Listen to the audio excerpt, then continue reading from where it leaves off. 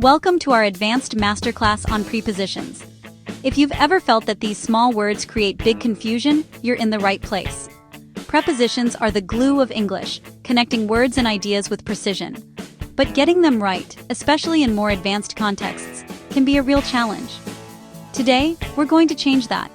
We'll move beyond the basics and dive deep into the patterns that native speakers use naturally. Over the next 10 minutes, we will master 4 key areas. We'll start with prepositions that follow specific verbs, then move to those that pair with adjectives.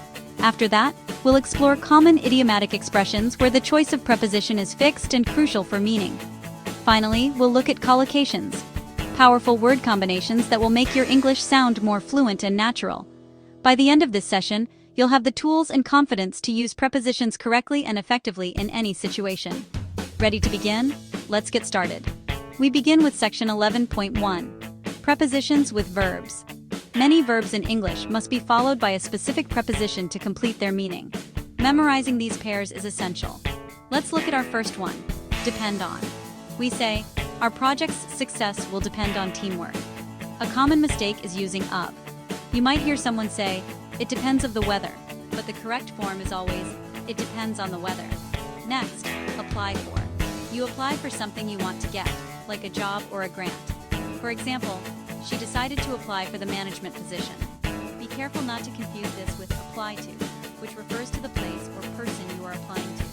So you apply a scholarship at university. Now, listen to. This one is simple but often forgotten. We always listen something or someone.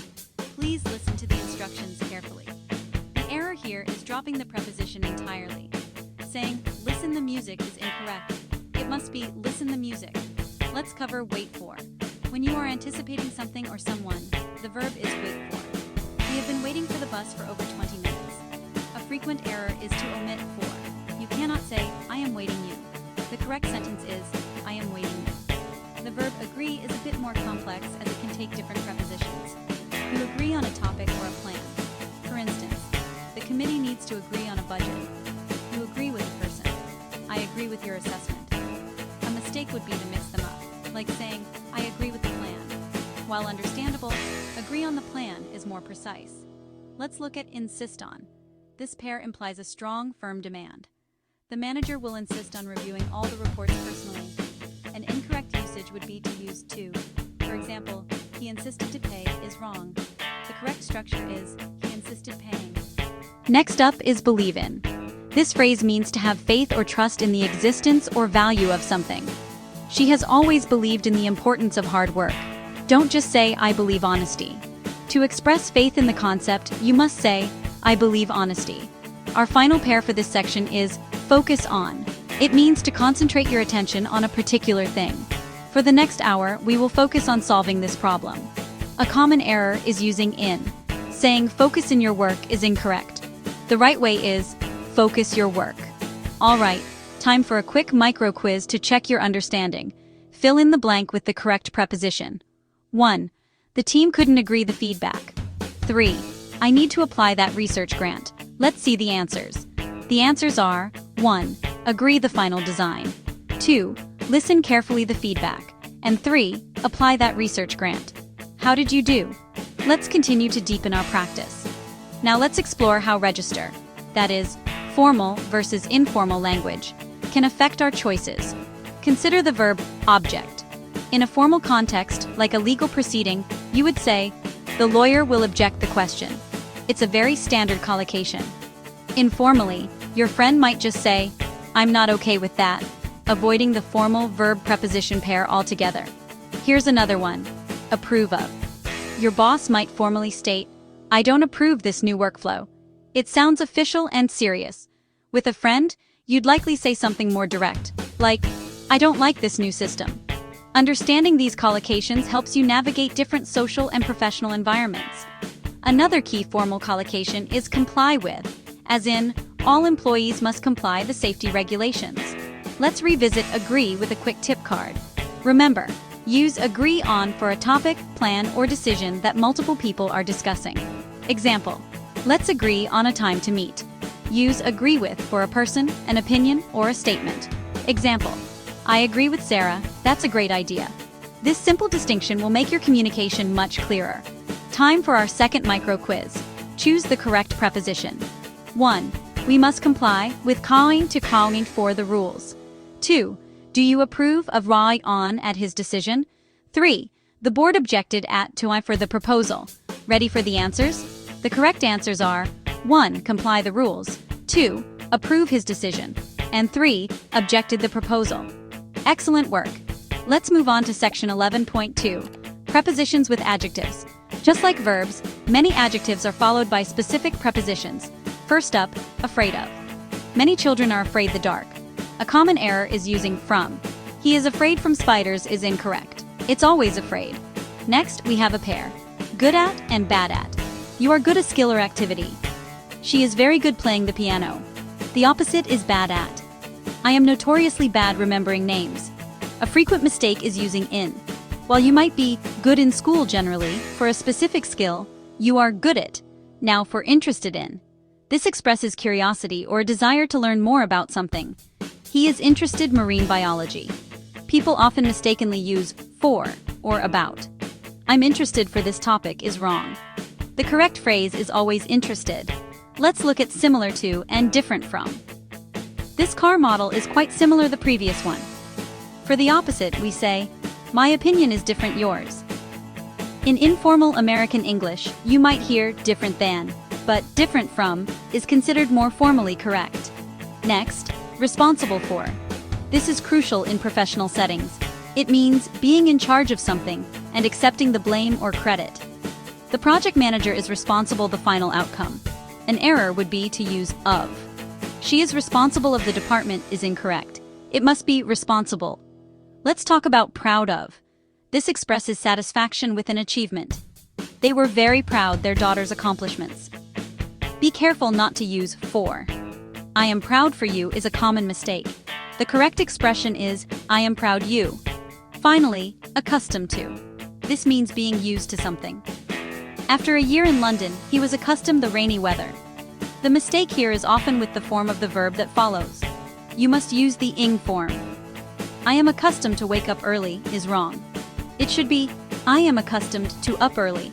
Let's test your knowledge with micro quiz number 3. Fill in the blanks. 1. He is very good the original. 3. She is responsible such cold weather. Here are the answers. The answers are 1. Good. 2. Different. 3. Responsible. And 4. Accustomed. Fantastic job. Welcome to section 11.3. Idiomatic Prepositions. These are fixed phrases where the preposition choice is not logical but is essential for the meaning. Let's start with a classic pair. In time versus on time. On time means punctual, exactly at the scheduled moment. The train arrived at 9 a.m. right time. In time means with enough time to spare, before the last moment.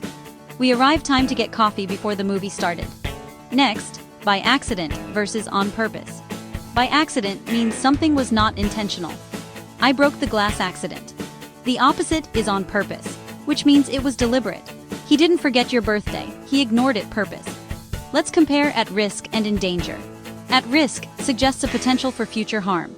Children in that region are risk of malnutrition.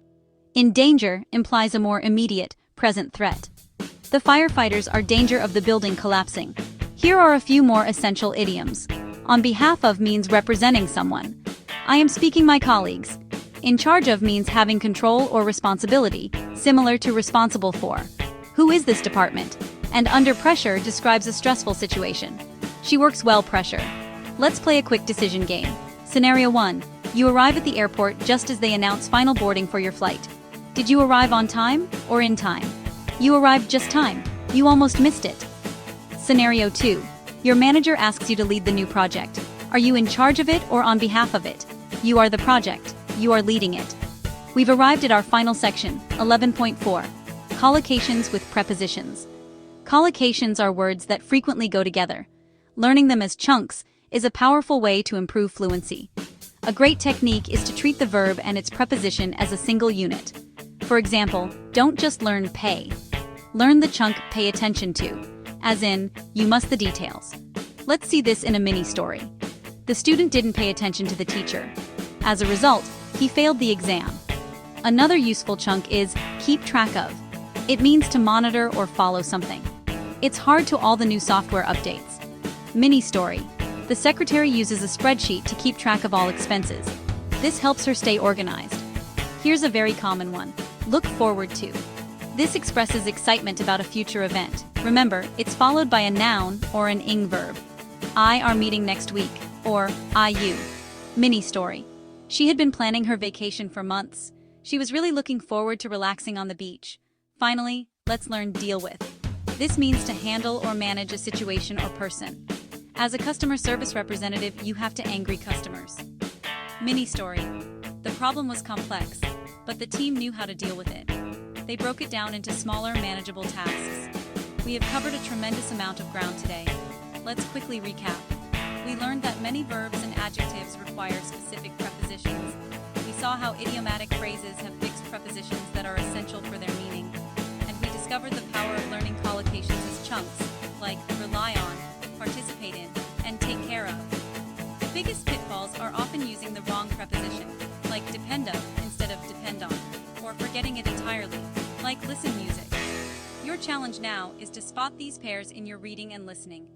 Try to write 3 sentences using a new collocation you learned today. Feel free to rewatch any section of this masterclass that you found particularly challenging. Consistent practice is the key to mastery. Thank you for joining me, and I look forward to seeing your progress.